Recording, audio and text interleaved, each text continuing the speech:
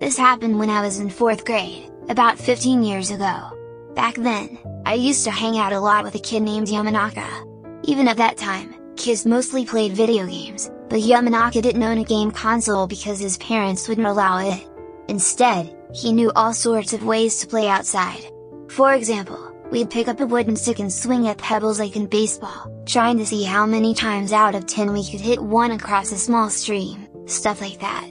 I met Yamanaka in my new class in 4th grade, and because I'd always been a gamer, I found those kinds of outdoor games fresh and exciting. He also knew a bunch of interesting places to play. For instance, there was an outlet where wastewater emptied into the river by the estuary. It was a concrete pipe over 3 meters tall. We'd go there when no water was flowing and explore inside. Another place was under the transmission tower at the base of a small hill. Looking back, both spots were definitely places a school would have scolded us for visiting. But Yamanaka was really knowledgeable about that sort of thing. So after school, we'd ride our bikes all over town, checking out all kinds of places. Thinking back on it now, it feels nostalgic. Yamanaka was basically a good guy. He would never say anything that would really hurt someone, and in his own kid-like way, he looked out for me a lot. It's only now that I realize all that. The only downside was that he never had any money, so paying for ice cream or drinks became my job.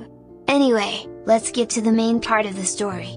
It happened during summer vacation, when we went to a shrine pretty far outside our elementary school district. It was a small place. I don't think there was a resident priest, its main hall was closed up. We went there because Yamanaka said there were antlion larvae in the sandy ground under the main hall. You know how some shrines are raised up on pillars, right? If you crawl underneath, you will find fine, brownish sand with little cone-shaped dents here and there. When you poke your hand into one of those dents and grab some sand from the center, you'll lift an antlion larva right into your palm. We didn't actually kill them, though. We just watched. The ants were the ones that got killed. And it wasn't us who killed them. We just dropped a live ant into the antlion's pit. Even if the ants struggled to get away, the loose sand would slip down, pulling it deeper and deeper. Once the ant reached the center, a pair of mandibles would pop out and snap it up. We watched that for a while, but after an hour or so we got bored. Then we went around to the back of the shrine. Back there was a pretty dense thicket, totally different from the sunlit grounds in the front, damp and dark. And for some reason, stacked against one of the shrine's pillars were dozens of boards of various sizes. Maybe they were leftover materials from building or repairing something at the shrine. Anyway, from what I could see, it didn't look particularly fun. But Yamanaka picked up one of the boards and said, "Hey, why don't we build a shrine?" Thinking about it now, I guess he meant something like a sucha or a smaller auxiliary shrine you sometimes see lining the approach to a large main shrine. I thought it sounded fun, so we got to work assembling the boards. Of course, we didn't have any nails or tape or anything like that, so all we did was stick the bottom edges of the boards into the dirt and lay another board on top as a roof. Yamanaka wanted a triangular shrine roof, but that didn't quite work out. In the end, we made a little shrine building that stood about a head shorter than us.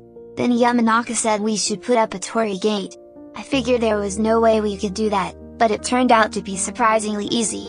We collected the straightest sticks we could find from the woods, propped up 2 verticals, and bound a cross piece to them with some vine-like plant.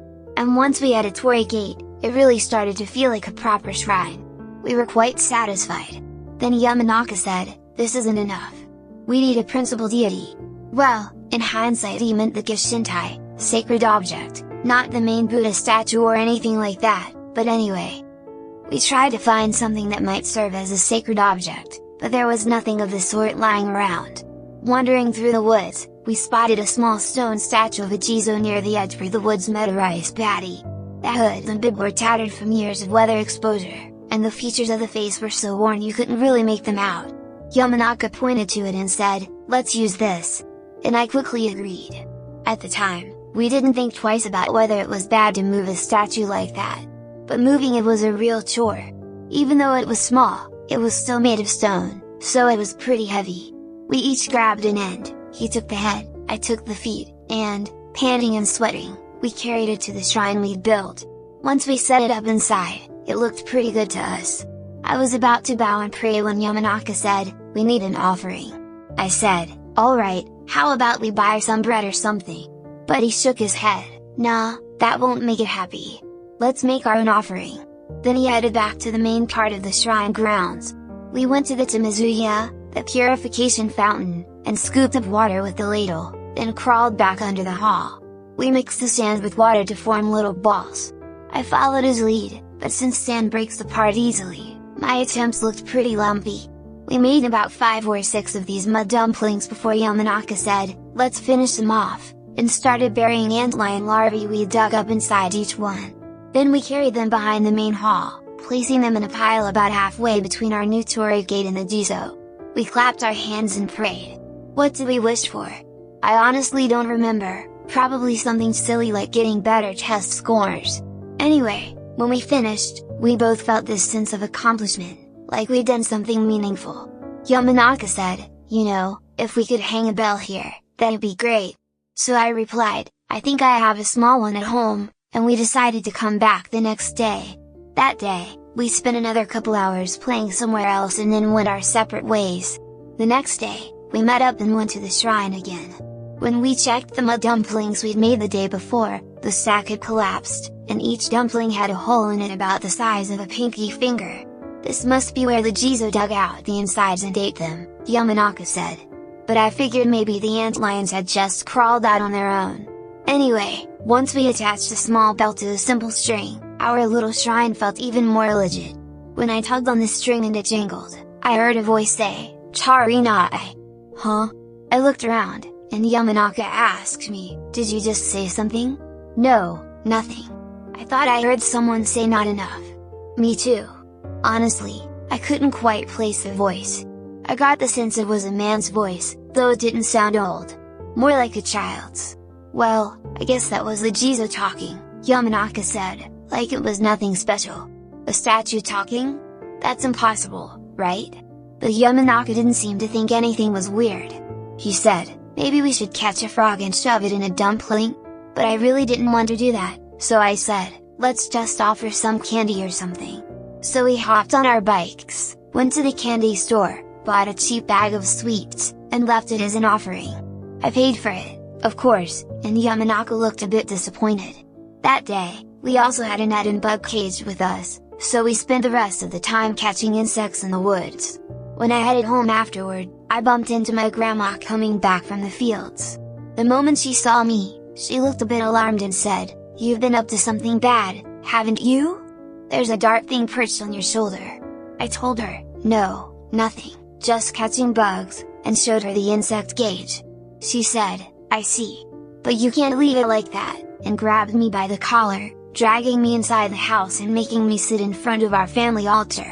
For about an hour, she made me pray with her. Obviously, I wasn't happy about it, and I had no idea why I had to do it, but I had no choice. Even though she was only a bit over 60, she worked in the fields every day, so she was much stronger than me, a kid. When we finished, she said, "Stop messing around with weird stuff into your homework," and then gave me some pocket money. The next day, I went to the shrine with Yamanaka again. He was grinning as he led the way around to the back, but when we got there, we found a dead kitten lying in front of our little shrine. My first reaction was ugh. Its body was covered in small, round wounds, as if someone had poked it with a pencil. "Did you do this?" I asked Yamanaka. He looked shocked. "No, I brought the dead kitten here as an offering, but I didn't make these holes." He said that in a slightly raspy voice. Then he nudged the corpse with his foot, flipping it over. "See, that bag of candy you bought is still untouched. I guess the cat was what the godlike ate." He said something like that, but it grossed me out so much that my enthusiasm for our shrine totally vanished. "Hey, wanna go to the pool?" I asked, and he said, "Yeah, sure," seeming happy to leave. We walked away without praying. That's when I heard that voice again, "Charinai." It sounded the same as before. Yamanaka and I both looked around at the same time, but there wasn't anyone there. We ran to our bikes, climbed on, and pedaled like crazy back toward our neighborhood. We agreed to go home, get our stuff for the pool, and then meet up again. But that ended up being the last time I saw Yamanaka. On the way to our meeting spot near the bus stop, I heard sirens and saw a bunch of vehicles parked there, police cars, an ambulance. I caught a glimpse of someone being loaded into the ambulance on a stretcher. I could only see their feet, but they were wearing Yamanaka's beat-up sneakers. There was nothing I could do. I didn't go to the pool, I just went home. While I was watching TV alone, my mom came back from her part-time job. She said, "I heard a kid got into an accident. The neighbors are talking about it, do you know anything?"